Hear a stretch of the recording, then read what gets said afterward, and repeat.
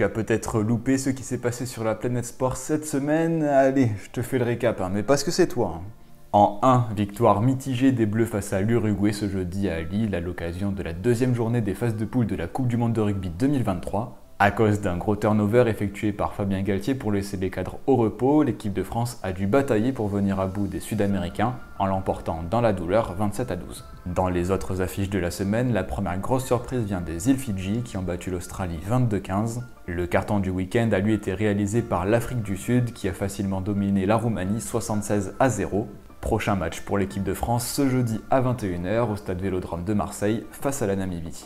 En 2, cette semaine, les affaires qui ont fait parler, ce sont tristement les affaires de dopage. Le footballeur français Paul Pogba a été suspendu à titre provisoire des terrains après un contrôle antidopage positif à la testostérone. Le milieu de terrain de la Juventus de Turin est passible d'une sanction de plus de 4 ans et a demandé une contre-expertise. En tennis, le verdict est lui tombé. Suspendue provisoirement depuis 11 mois, la Roumaine Simona Halep, ancienne numéro 1 mondiale et vainqueur de Roland Garros en 2018, a été suspendue 4 ans pour un contrôle positif au Roxa du Stade. Enfin, en rugby, l'échantillon B a bel et bien confirmé des traces d'hormones de croissance dans le sang du demi-mêlé gallois de Biarritz, Rhys Webb, qui avait pris sa retraite internationale quelques mois auparavant. En 3, pour celles et ceux qui croient au dopage mécanique, la transition était toute trouvée. Les soupçons qui planent autour de l'équipe cycliste de la Jumbo-Visma ne l'ont en tout cas pas empêché de tout rafler cette saison. Après la victoire sur le Giro de Primoz Roglic et celle de Jonas Vingegaard sur le Tour de France, c'est l'américain Sepp Kuss qui a remporté la Vuelta ce dimanche. La Jumbo-Visma a même réalisé le triplé sur le Tour d'Espagne puisque Vingegaard et Roglic ont complété le podium, bien qu'on ait pu croire à un moment donné que le Danois allait chipper la victoire finale à son compagnon de route.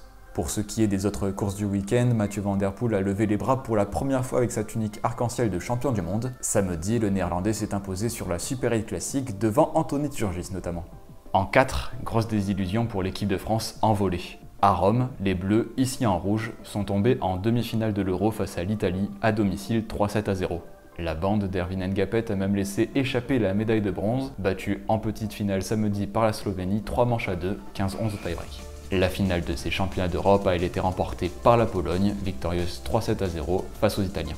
En 5, les records du monde sont tombés à l'appel en athlétisme. Dimanche, à l'occasion du meeting de Eugene, le Suédois Armand Duplantis a battu pour la 7e fois de sa carrière le record du monde du saut à la perche, en franchissant la barre de 6,23 m au premier essai.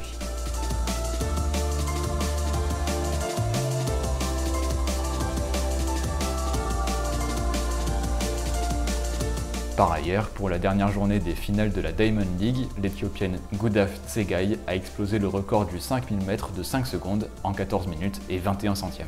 On ne manquera pas de saluer le nouveau record de la Polonaise Alexandra Miroslav en escalade, qui a battu sa propre marque en vitesse avec un temps de 6 secondes et 24 centièmes en qualification à Rome. Elle s'est d'ailleurs qualifiée pour les Jeux Olympiques de Paris en remportant le tournoi, tout comme le français Bassam Awem. Je ne pouvais pas évidemment vous quitter sans un petit bonus. Du côté de Malmö, en Suède, l'équipe de France de tennis de table est allée chercher la médaille de bronze à l'occasion de l'Euro par équipe.